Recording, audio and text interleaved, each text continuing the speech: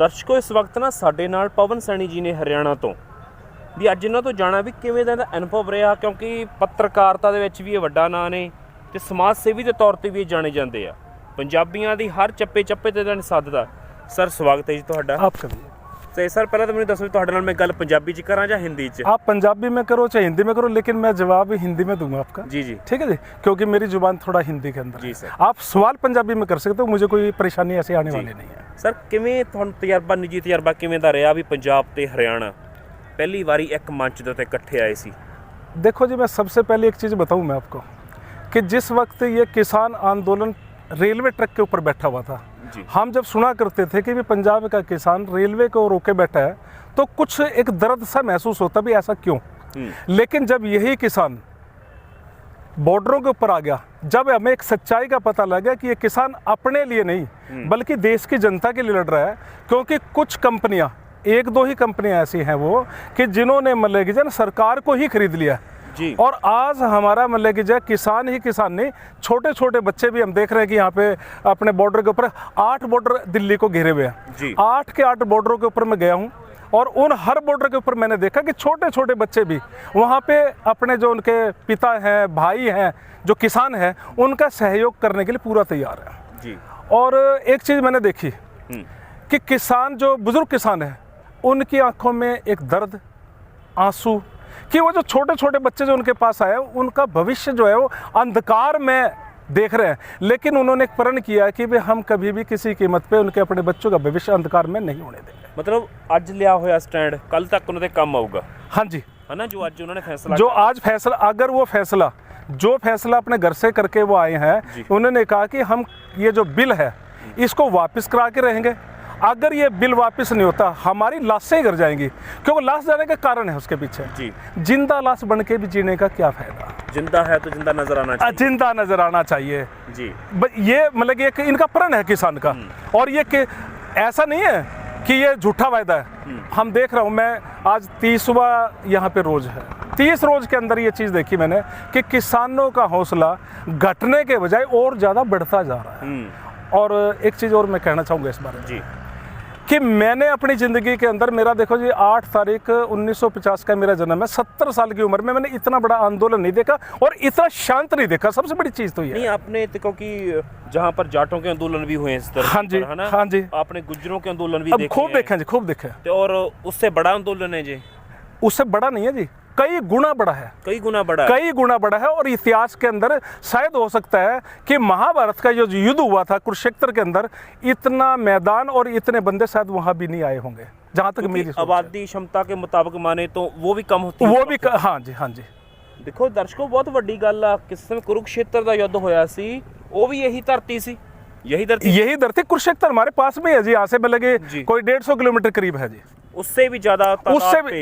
देखो जी, आप एक चीज देखो कि आप टीकरी बॉर्डर के पास खड़े हैं, यही आपका मतलब जो किसान है, 4 लाइनें हैं जी, और 4 लाइनें 15 किलोमीटर दूर तक, अगर इनको आप सीधी लाइन में लगा दो तो 60 किलोमीटर लाइन पड़ेगी जाके जी। आप एक चीज देखो कि 60 किलोमीटर के अंदर कितनी ट्रैक्टर ट्रॉली, और एक ट्रैक्टर ट्रॉली के अंदर 20 मतलब किसान उसके अंदर है। तो आप इसको गुणा करके देखो कितना किसान सिर्फ एक बॉर्डर के ऊपर है, फिर 8 बॉर्डर हैं, 8 बॉर्डर के ऊपर किसान करो। तो ये चीज देखो कि आज लाखों लाख किसान अपनी माँ की इज्जत को, ये धरती इनकी माँ, किसान की माँ जो है ये धरती है, उस माँ की छाती के ऊपर जो ये हल चलाया करते थे, आज दूसरी कंपनियां उसके ऊपर अपने अपने मतलब की तरह तरह के मतलब की जना चीज़ें बना के, जो किसी भी इंसान काम नहीं आने वाली, उनको बना के किसान को भूखा मारने की कोशिश कर रही है जी। जब इंसान को खाना ही नहीं मिलेगा तो बताओ उनके प्रोडक्ट क्या आएंगे काम। सर एक बात और, क्योंकि हम पंजाब से बिलोंग करते हो, आप हरियाणा से, हाँ जी, हाँ जी। कभी आपको ये नहीं सुनने में मिला हरियाणा से कि जे आतंकवादी किस्म के लोग हैं, आप क्यों उनके साथ जाते हो, या कुछ इस किस्म की बात? देखो जी, मुझे एक चीज़ का बड़ा, आपने तो मतलब कि मेरा दिल रुला दिया जी।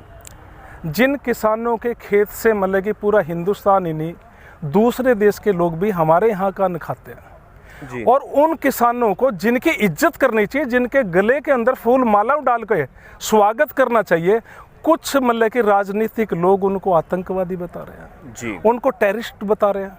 शर्म आनी चाहिए उन लोगों को कि जिनका दिया तुम खा रहे हो। एक रात खड़े होकर देखो पानी के अंदर, उनको पता लग जाए किसान कहाँ खड़ा होता है। बिल्कुल। ना उसको मतलब कि किसी सांप से डर, ना उसे कोई कंडे है डर, जी। ना उसे हवा का डर, तूफान का डर। खुले के अंदर देखो उसकी मतलब की खेतियां हैं, सर्द हवाओं में, सर्द हवाओं के अंदर हार्ड को ठिठुराने वाली ठंड उसका वो मतलब कि सामना करते हैं। जिस टाइम मतलब कि ये अपनी फसल आती है कणक की, आम आदमी देखो छतरी लेके, अगर किसी ने अपने घर से निकल के दुकान तक जाके ना 10 कदम पे वो छाता लेके चलता है, उस किसान की छाती को देखो जी, वो खुले आसमान में कड़कड़ाती धूप के अंदर वो फसल को काट रहा होता है। इनको भी वो सारी बिछाकर, हाँ जी, सोना बिछा रखा होता है, सोना बिछा रखा होता है, और हाँ जी खुले के अंदर वो सोना होता है, और उसको मतलब कि जाना जिस टाइम काट रहा होता है उसके अपने शरीर का रंग काला पड़ जाता है जी किसान का जी। और ये मतलब क्या जानेंगे, ये जो एसी में बैठने वाले किसान के दर्द को ये नहीं जानेंगे। बिल्कुल, इनको फेस वॉश और जो सनस्क्रीन है इनको ही काम करती है, किसानों पर काम नहीं करती। नहीं करती जी, नहीं करती बिल्कुल, क्योंकि सही एसी में बैठ के वो एसी वालों की बात करेंगे, उस किसान की बात तो कर ही नहीं सकते वो, जो मतलब कि जो है मतलब कि अन्नदाता जिसको कहते हैं। आज अन्नदाता की आंखों में आंसू है जी, और अन्नदाता की आंख का आंसू इनके लिए जहर बन जाएगा जी। बिल्कुल, और इनके लिए वो जहर पीना भी मुश्किल हो जाएगा। मतलब किसान फकीर किस्म का आदमी है, और जब फकीर है ना, कैसे है कि फकीर की जिंदगी जीत रहा है अभी तक। देखो जी मैं बताऊं कि फकीर की जिंदगी क्या जी, हाँ। ये तो असली पूछो जी, बहुत ही बड़ा एक, मैं ये कहूँगा कि फकीरों का भी ये फकीर है, उनका सरताज है किसान तो ये जी, फकीरों का भी फकीर। बहुत बड़ी बात हम बोल रहे हैं, नहीं बड़ी बात का जो सच्चाई मैं तो वो बोल रहा हूँ, फकीरों का फकीर है ये जी। और इस फकीर ने मतलब कि जना दिया ही दिया है, इसने लिया क्या है अभी तक जी। सो देखिए, पत्रकारिता के तौर पर आप जाने भी आपका हरियाणा का कैसे ट्रीट कर रहा है किसानों के साथ, कुछ लग रहा है कि वो किसानों के पक्ष में आ रहा है, जहाँ पक्ष में नहीं आ नहीं रहा, किसान जो है पूरा पूरा साथ है, पक्ष में तो थोड़े बहुत हुआ करे।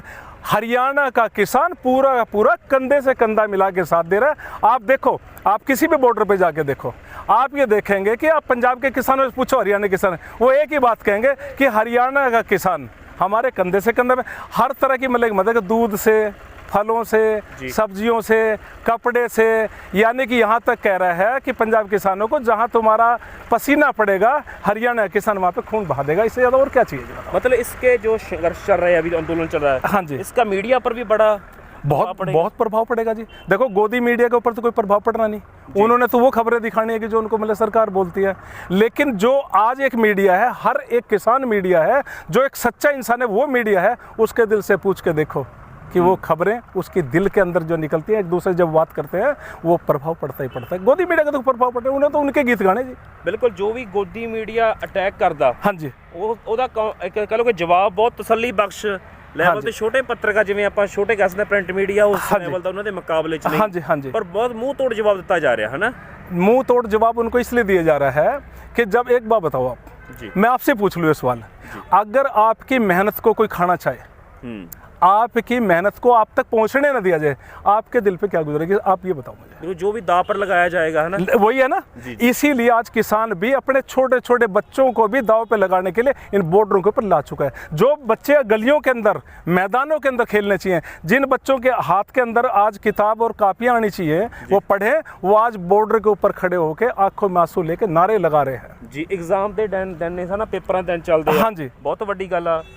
असूलों पर आ चाहे तो टकराना जरूरी है, जिंदा हो तो जिंदा नजर, जिंदा आना जरूरी है, जिंदा नजर भी आना चाहिए। सो सर ਤੁਹਾਡਾ ਬਹੁਤ ਬਹੁਤ ਧੰਨਵਾਦ आपका भी। ਕੀਤੀ ਸੀ।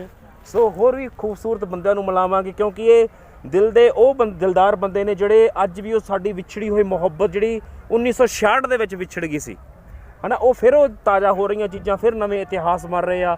ਅਗਰ ਇਦਾਂ ਹੀ ਏਕਾ ਕਿਸਾਨਾਂ ਦਾ ਰਿਹਾ ਤਾਂ ਬਹੁਤ ਕੁਝ ਪ੍ਰਾਪਤ ਕਰ ਜਾਣਗੇ। ਸਤਿ ਸ਼੍ਰੀ ਅਕਾਲ।